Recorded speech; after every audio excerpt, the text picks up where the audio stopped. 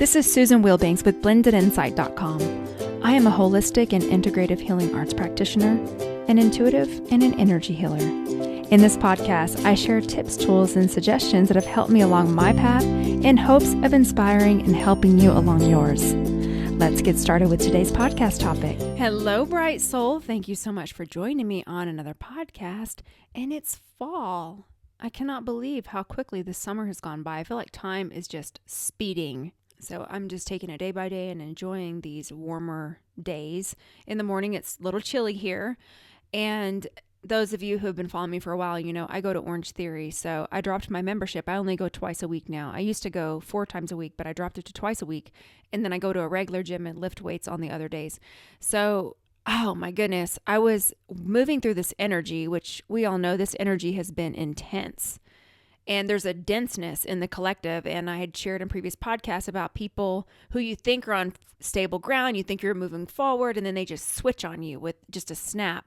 And I've had that happen so much that it's almost like walking and bracing yourself at the same time, because you know a shift can come at any time. So I've had to really get good at just staying present, being in the moment, focused in gratitude. So I had a really nutty weekend, and then I show up at Orange Theory, and I did not realize that I wasn't paying attention to what was coming up. But we did a workout in preparation for the Dry Try, and the Dry Try is this competition that they put together that's crazy intense. It has 3 blocks, and I've never done it because why would I do that? I'm not going to do that.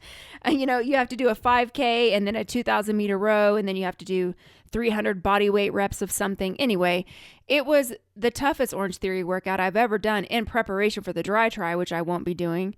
And for those of you who've ever been, you know, the goal is that you get 12 splat points, and the splat points are, it's a zone that your heart rate is in for an extended period of time. And then the science behind it is that you will then burn, you know, whatever calories for 24 hours after that workout. It's the afterburn. And who knows if it's true? I don't even know. It doesn't matter. All I'm saying, friends, is I got 41 splat points during that workout. And I think the highest I've ever went a long time ago when I first started and I wasn't as good in shape was like 38 maybe was my max. I was shocked. And anyway, it was just like, what? On top of all this energy. But anyway, so that happened. And then the other thing that I've noticed is that the gym is getting a little bit more crowded. And I don't know if it's back to school. I don't know what it is. But I go so early, and normally there's just the same people in there. And over time, I developed this unspoken bond. Those of us who go to the gym regularly, or anywhere that you go regularly, you develop this unspoken bond with people at the gym, the regulars, the head nods, the courtesy, to where I've kind of learned people's routines. So I pick a different body part so I can spread out, you know, because I kind of have an idea now of the regulars' routine of what they're going to be working on. So, you know, and it's just this thing that you just subconsciously do. But one of the other things I realized is that I have some gym crushes. I have maybe 1 or 2 at any given time. And the gym crushes make it a little bit more enjoyable. And I think I might be someone's gym crush, because I'm telling you guys, every time I look in the mirror, this man is looking at me in the mirror. This has been going on for a few months.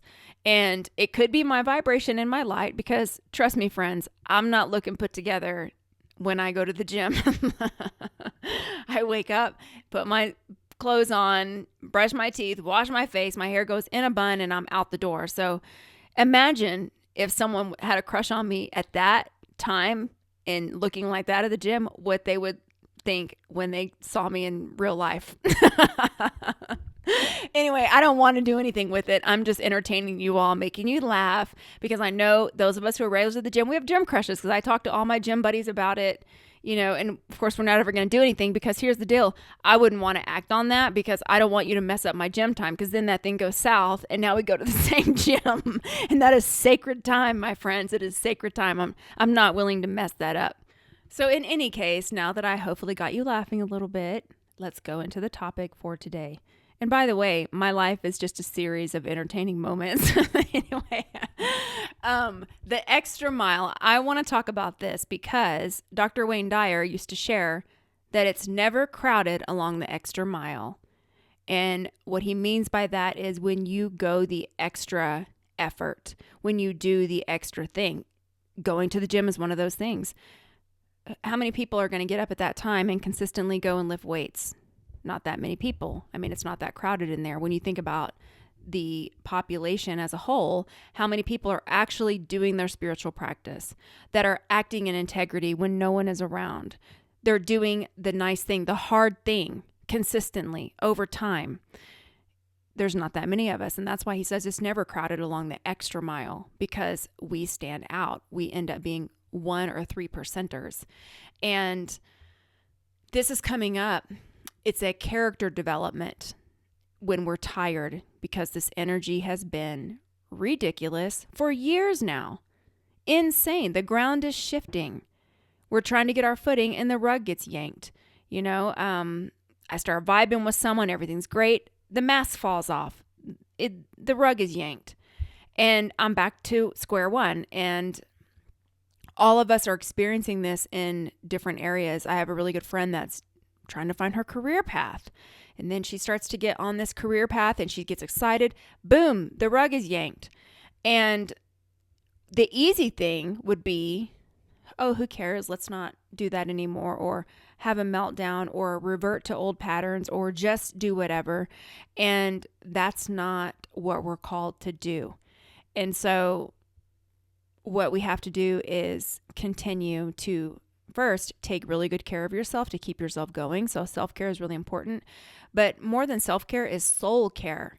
And soul care for me is staying connected through my meditation, through prayer, through my spiritual practices, and listening to that voice within. So I had 2 recent events where 2 separate people, they were really crappy to me.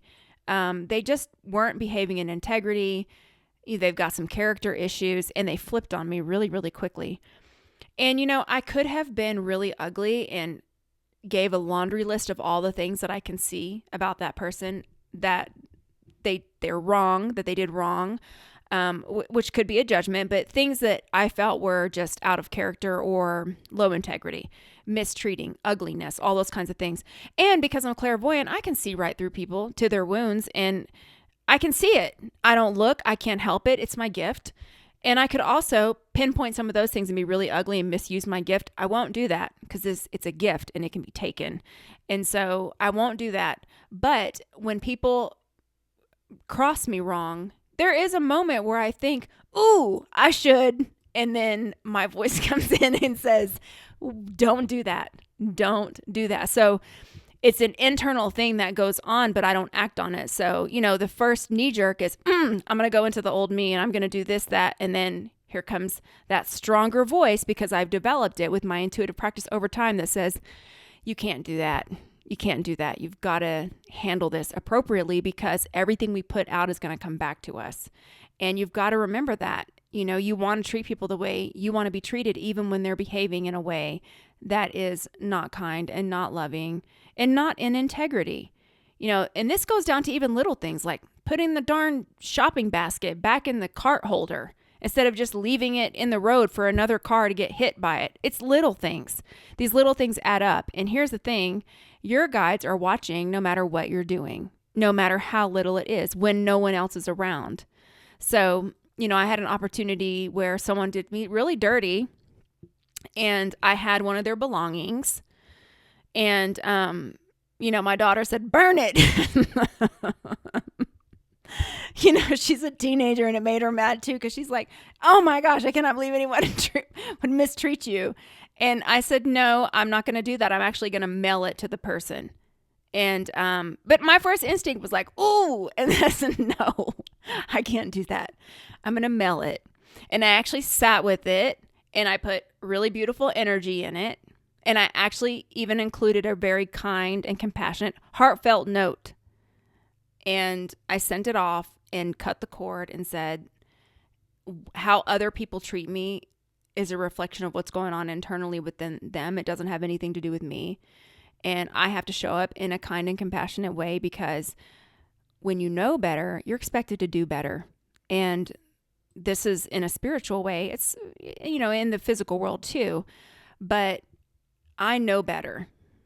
And he knew better too. Like, this person knew better too. But how that person responds is their karma, and how I respond is my karma, and how that person treated me is their karma, and how I treat this person is my karma. So I have to stay in integrity and not allow these little tiny nuances, which could be a test. It could be a test. I don't know. But I can't allow that to pull me off my path and pull me down to that person's level. And so what I wanted to say to you is stay in integrity. Don't allow this energy to yank you down. And I'm not saying we don't have moments, because there are some moments, where I've said some things that I probably shouldn't have said. But it's how I was feeling at that time. And I just said it. And I was being honest, but it probably came out kind of harsh. And I have to back that out and clean it up, and I've got to apologize for it. And I'll do those things. I apologize. That's how I was feeling at this time. This is what it seemed like.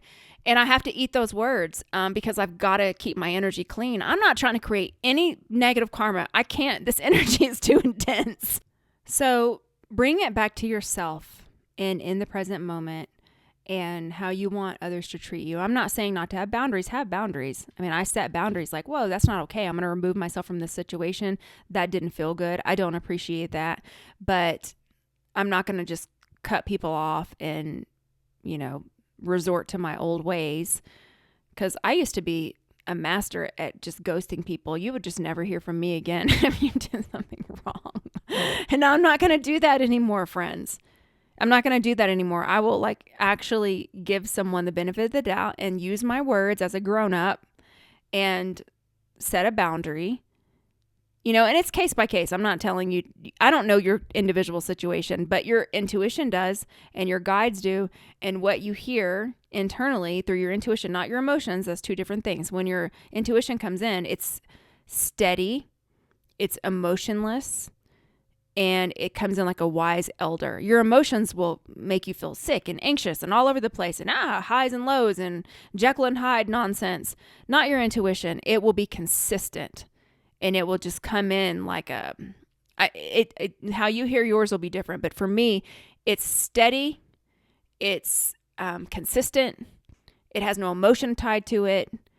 And that's how I know the difference between my intuition and my emotion. People that don't have a spiritual practice, they don't know that. This individual was operating on pure ego and emotion because the person doesn't have a spiritual practice. So this person is just going on emotion and way off, by the way, completely way off. But that's their path. That has nothing to do with me. So I got to stay on mine. And you got to stay on yours too, and continue to walk in integrity and do all the things that we know is right. So I don't want to keep harping on it, but I do think it's important because, like I said, this energy is crazy. It is absolutely absurd. I have never lived through energy like this. I mean, we're in a time of great evolution right now, and we don't really know what's coming, but I'll start to get that feeling like something's coming, and my knee jerk is to hunker down and hole off and not interact in the world because I know something's coming. But guess what? I'm the light bearer. I got to interact. That's the point. That's the point of me being here. That's why I'm stuck here. It's like I was planted here for that. So what do? I armor myself with my energy practices, my meditation, my all the things that I tell you that we talk about on this channel. I arm myself with that, and I make sure I'm clean, and I go out and I listen to my intuition, and I'm present and all the things I'm supposed to be doing for my mission on this planet. So if you're feeling those things, you're not the only one. I'm feeling it too. We're all feeling it. But we have to continue to walk our path and complete our mission. So let's go into a healing. So you can uncross your arms and legs, and I will turn the healing on.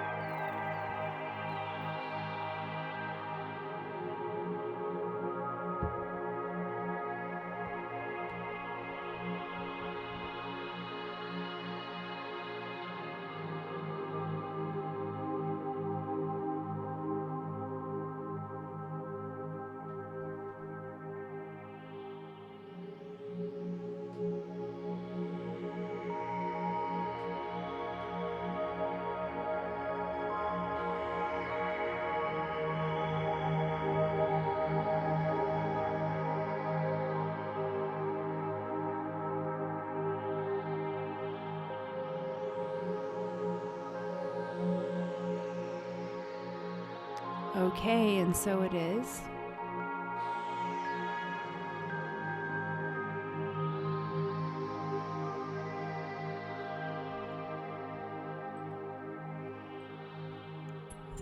I want to take this time to thank you for all of you who have taken the time to leave me a review on iTunes and for subscribing to my newsletter, which I haven't seen anything out in a very long time because I don't have anything I feel like I need to add.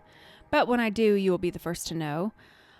And I just want to wish you a beautiful week. Take care. Bye-bye.